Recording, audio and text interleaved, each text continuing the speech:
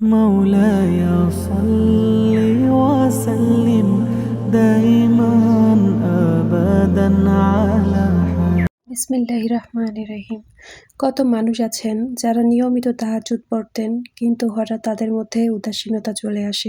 তারপর হঠাৎ সে নিজেকে বলে, আজকে তাহাজ্জুদ পড়তে মন চাচ্ছে না, আজকে থাকুক। এভাবে তার নিয়মিত তাহাজ্জুদ বাদ যেতে থাকে। একটা সময় গিয়ে এরকম হয়ে গেল যে তাহাজ্জুদ আর পড়াই হচ্ছে না। এরপরে সে নিজের মনকে বোঝাতে লাগলো যে তাহাজ্জুদ না পারা হোক, ফজর নামাজ তো আমি পড়তে পারছি। তারপর তার ফজরের নামাজের মধ্যে প্রবলেম দেখা শুরু হলো। সে দেরি করে ঘুম থেকে ওঠা শুরু করলো, কিন্তু তখনও সে নিজের মনকে বোঝালো, দেরি হলেও ঘুম থেকে ওঠানো তো হয়, দেরি করে হলেও নামাজটা তো পড়া হয়।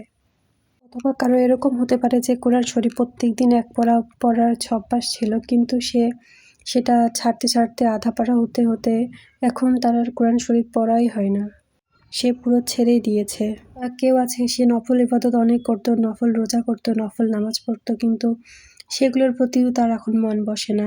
দিনের প্রতি এইসব অবহেলা আমাদের পতনের কারণ। আমাদের এরকম দিনের প্রতি অলসতার কারণ হচ্ছে নফসের ধোঁকা এবং শয়তান।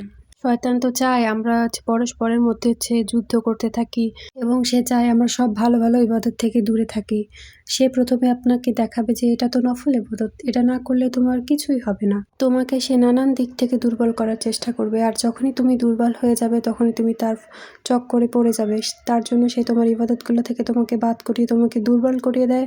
তারপর তোমার ফরজ ইবাদতে ঢোকে, তারপরে তোমার নামাজ পড়তেও ভালো লাগে না।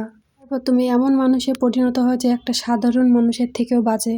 তুমি তখন শুধু সারা দিন রাত আফসোস করতে থাকো যে আমি তাহাজ্জুদ গুজার একজন ব্যক্তি ছিলাম, তো আমি কিভাবে এরকম হতে পারি। আর আপনি নিজেই পাগল হতে থাকেন, হতাশ হতে থাকেন। আর শয়তান এটাই চান। আর তখন আমরা যেন দিনের উপর বিরক্ত হয়ে আমরা দিনকে ভুলে যেতে চাই, দিনের কথা মনেই করতে চাই না।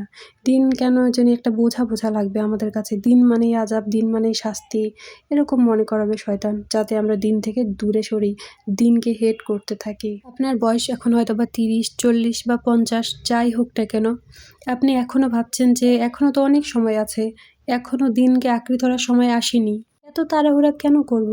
আপনি ভাবছেন যে আপনার বয়স কম, আপনি তরুণ, আপনাকে মৃত্যু এখন ছুবেও না। তো এটা একদম ভুল। আপনি নিজেও জানেন কত তরুণ বাচ্চা, কত তরুণ ছোট ভাই আমাদের ছোট, তারা আমাদের সামনে আজকে কবরে আছে। আপনার যখনই ইবাদত করতে মন চাবে না বা গাফিলাতি হবে, আপনি এই দোয়াটা পড়বেন, হে আল্লাহ, আমাকে আপনার জিকির করতে, আপনার কৃতজ্ঞতা আদায় করতে, আপনার উত্তম ইবাদত করতে সাহায্য করুন। আপনি প্রত্যেক সালাতের পরে এই দোয়াটা পড়বেন। আল্লাহ আমাদের সবাইকে কবুল করুন।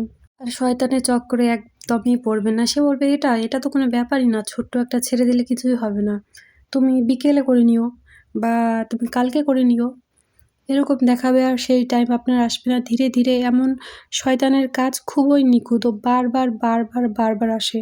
আপনি যেটা ধরেছেন, মানে যতটুকু ইবাদত করুন না কেন, সেটা একদম মজবুত করে ধরে রাখবেন, যাই হয়ে যাক ছেড়ে দিবেন না।